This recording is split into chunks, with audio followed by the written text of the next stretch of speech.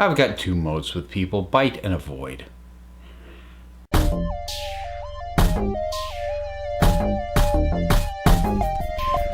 Continuing my little self-indulgent trip down memory lane through the Whedonverse, and we get to Angel. And as I did with Buffy, I'm going to start with my top 10 favorite episodes of Angel. This one was a lot harder to do than Buffy, and not for the reason some people might be snarking, oh, were there even 10 good episodes? I actually like Angel a lot, and taken complete as a show, I might even like it better than Buffy, which is a statement I'm going to have to explain at some point, because it's a very specific way in which I feel it's better, but that's not what this video is about. I'm sure I'll get to that eventually. So the reason this was hard is because, unlike Buffy, looking through the episode list, the titles there were really indicative, and like, I see the title and go, oh yeah, I remember that one. Titles for Angel episodes tended to be one word that didn't really indicate what the episode was, so I had to look at a lot of synopses to remember what happened in which of these episodes.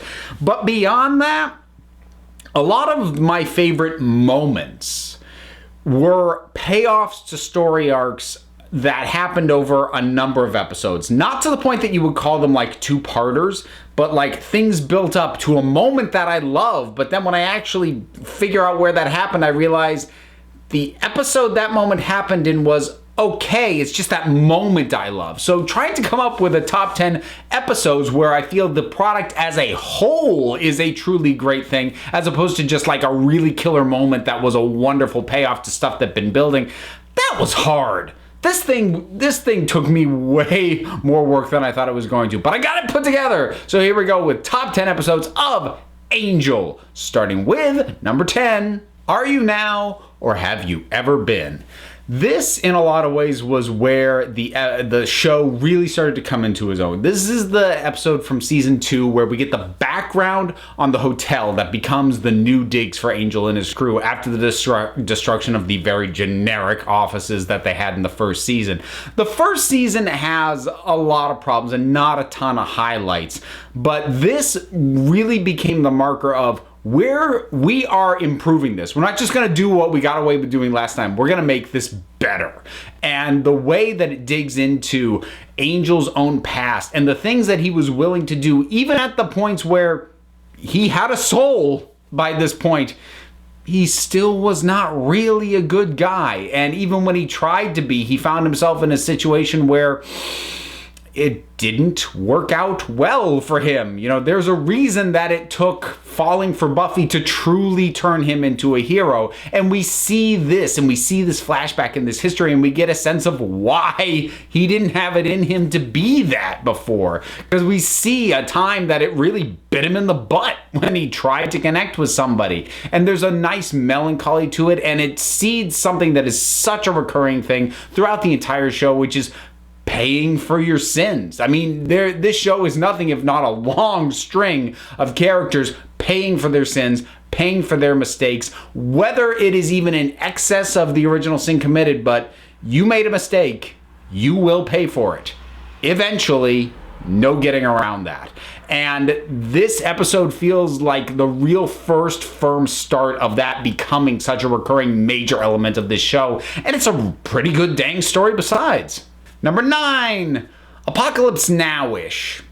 I have a feeling this probably wouldn't be on a lot of other people's top 10s, but I really do enjoy this episode. For me, it was terrifically built to, which was something I mentioned in my lead up to this, but as a culmination in and of itself, I like it a lot. I loved the build up to the Beast. I love the Beast.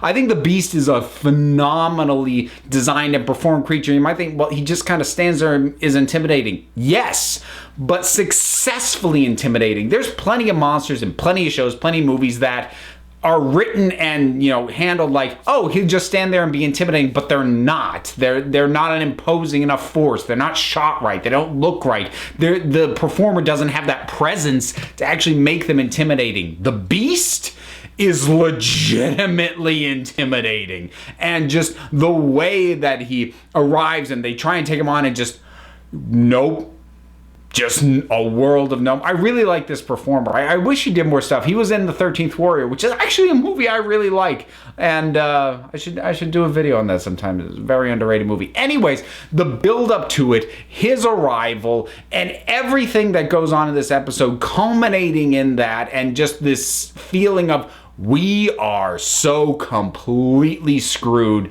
which is another thing that this show does really well. There are a number of points where these characters, you really do fear for them, because the show has, certainly by this point, season 4, has made clear that it's willing to go some very harsh places and put these characters through the ringer. So somebody like the Beast shows up in a way that is as, just cathartic and built up to as this. It is a great moment, his arrival, but I also think it is a solid episode throughout building up to it.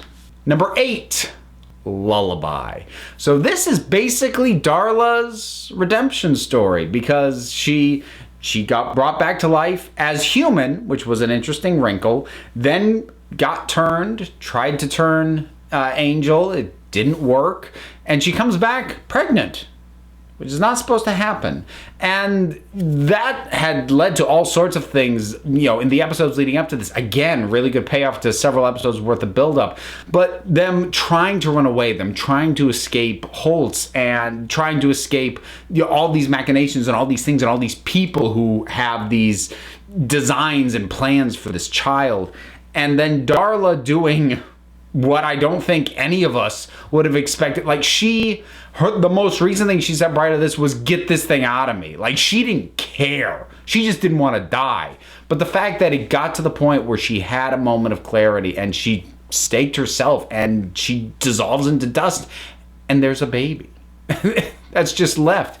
And also this moment that with Holtz, not attacking when he sees that. And in a moment you're like, oh, he now sees Darla and Angel as not monsters anymore. Now they're parents. Now he's gonna, and then he has the moment after that, and you're like, oh no, he just sees this as a way to torture Angel even more.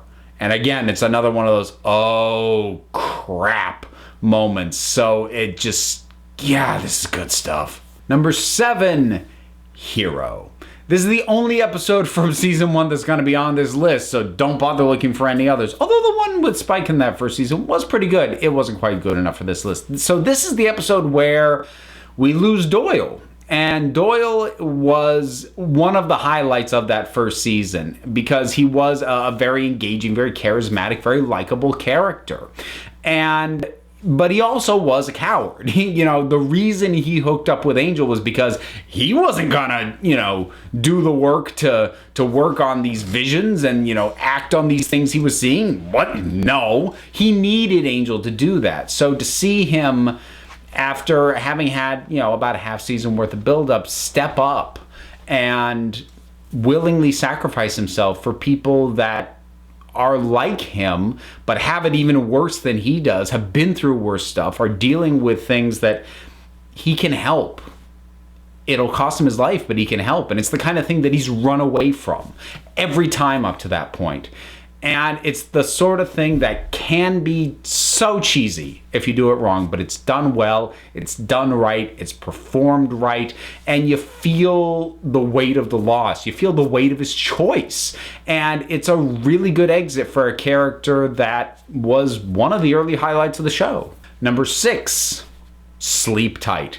This was another one that is in many ways a culmination of several episodes worth of build-up, but oh god, the stuff that went on here stuck with me so hard. So this is the episode where Wesley, having had an internal debate for several episodes up to this point about what to do about Angel, because he believes very firmly that Angel is prophesied, fated to kill Connor, who's still a baby at that point, and he steals the baby.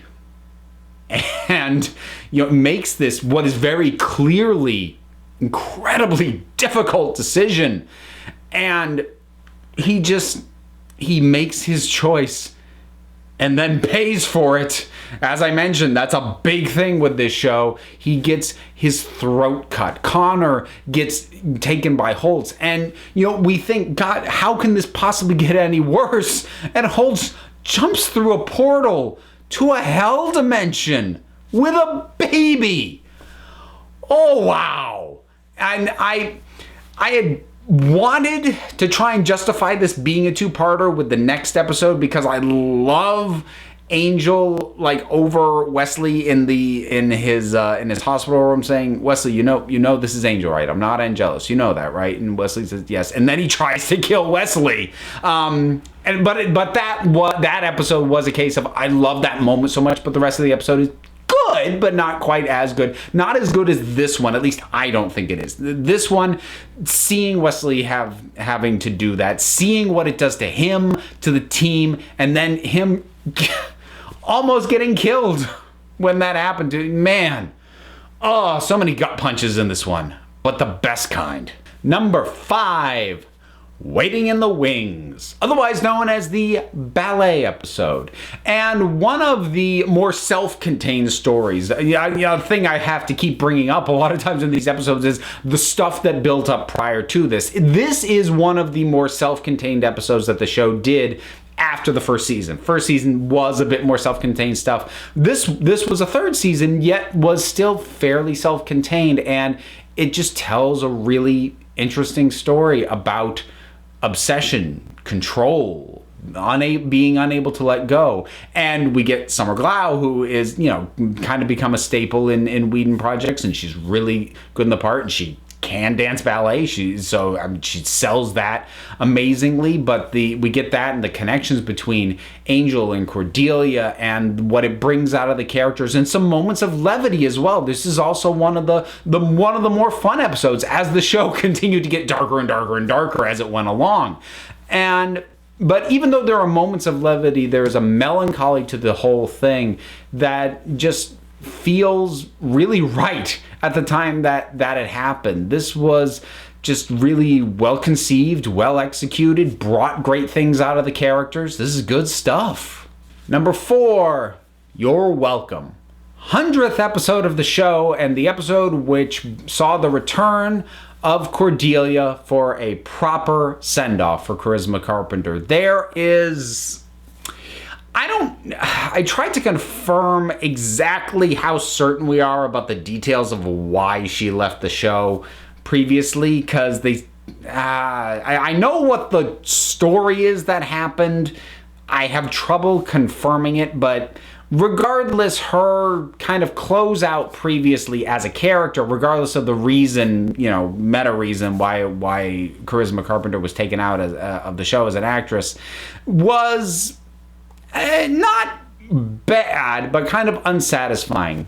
And this gives closure to her that really works wonderfully. And in addition to that, we get Lindsay coming back in full-on villain mode. And I know not everybody does. I actually really like Lindsay. I like him as a character. I like his journey. I like his pull back and forth between the good, the evil, the selfish, the selfless, and, taking so long to finally land somewhere and have a sense of who he is and what it is he wants to do.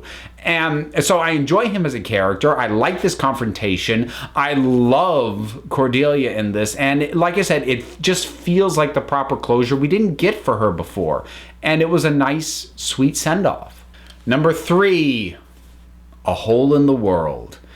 This is the episode that saw the death of Fred, which was bold. That was ballsy. That was not something I was expecting, because even as dark as the show had been getting up to this point, the characters were being put through the ringers, sure, but they were still surviving. So for Fred to die just because she opened a sarcophagus, and they do everything they can. It's not sudden. It drags. It lingers. She's fading, and it takes time, and time for them to run and scramble and do all this stuff that they can possibly think of. and it doesn't matter.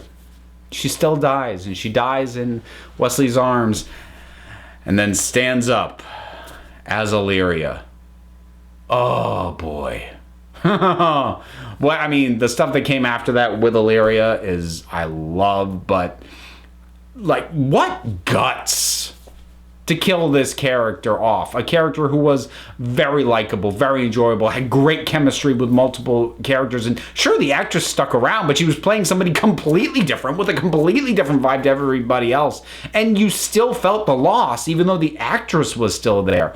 And there's just something about that moment of Spike looking down into this pit and the melancholy where he just says, there's a hole in the world. I feel like somebody should have told us that. That's just, yeah. Just that realization that they can't win. They were, the instant this started, they were never going to win. No matter what. Oh, heavy, but good. Number 2, Smile Time.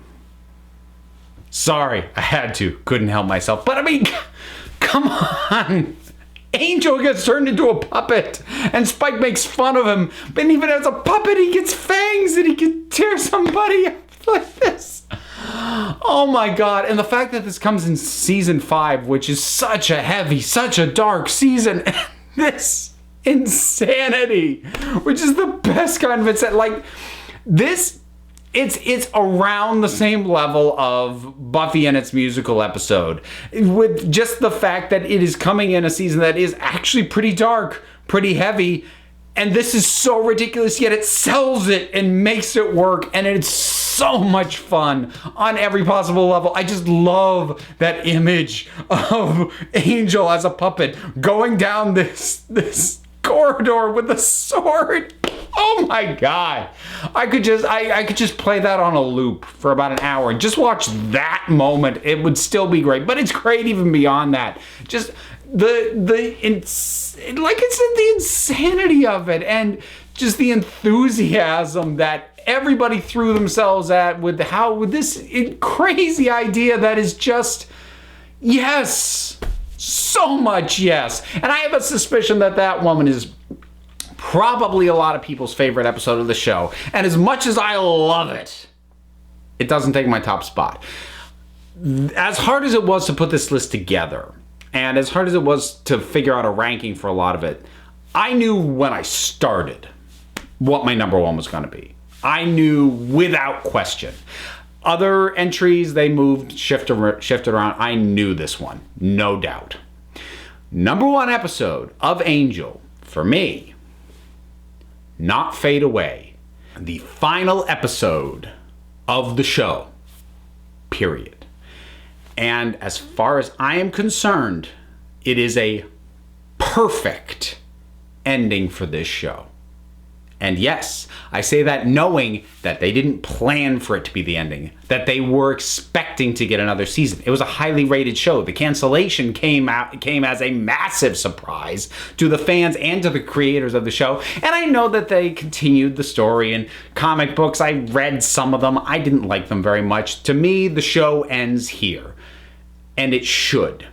And the note that it ends on is absolutely perfect, but I'll get to that, because even before that, so much yes across this. Wesley dying, taking on this sorcerer and just not being able to get the job done, and Illyria holding him as he dies and giving him that moment of feeling like he can speak to Fred again, and her feeling rage at his loss, and just the look on her face like, oh, she's gonna tear up so much stuff. And Lindsay and his anger at being killed by Lauren, and Lauren's sadness at having to do it, but Lindsay's just infuriation, not that he's gonna die, but that he's gonna be killed by a lackey. Yeah, he thought if he was gonna die, Angel was gonna kill him. As far as he's concerned, Lorne is a third-tier minion. He's not supposed to die at his hands, but he does. And it's a moment that is sad for Lorne and feels right for Lindsay.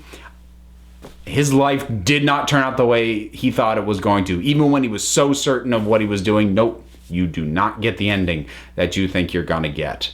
And Angel taking on, I forget the character's name. The one that Adam Baldwin plays, that felt really good. That felt really cathartic to see him bite that guy's neck. That works really well. But ultimately, the reason this has to take the top spot is the very end of the episode. Of the characters who are left, we've already lost Wesley. Gunn is bleeding out and is not expected to survive much longer. So we've got 2 vampires and a weakened former god facing the hordes of hell and a dragon. And they just launch into the fight. And the reason this is perfect is because this situation, this scenario, these odds, they're not going to win. And they know that. They can't. But that's not the point. You don't fight because you know you're going to win. You fight because the battle needs to be fought. You fight because it matters that somebody fights. You fight because it's the right thing to do, even if you can't win. The fact that they are staring down the barrel of certain death, no reason they should ever think that they are going to survive this, and they basically go, well, here we go. And not even in a resigned fashion, in a bring it on, they will know that we were here. This is the perfect ending for this show, for the way that the show has been progressing up to this point. Starting out from this sort of weird little Buffy offshoot and then gaining its own identity more in the second season and going darker and darker and getting completely turned on its head in the 5th season to the point that they have fought so hard and sacrificed so much, and Angel having literally signed away the hope that he was given at the end of the 1st season, signs it away. He's never gonna get it, but he's still gonna fight. Because somebody has to. And he's there. And he's gonna do it. And we don't need to see the fight. It doesn't matter. It doesn't matter if they win. All that matters is that they chose to fight. So cutting to black at the start of the fight, as far as I'm concerned, is perfect. And it is why, for me, this is the best episode of Angel. However, I want to hear your thoughts. What are your lists? What do you think of my list? Whatever your thoughts are, drop something down in the comments. Let's talk about it. There's all that stuff that you can do. I got Patreon, I got merch, I got t-shirts, I got Twitter and podcasts and all that stuff. Links for all this stuff is down in the description. So until next time, this council is adjourned.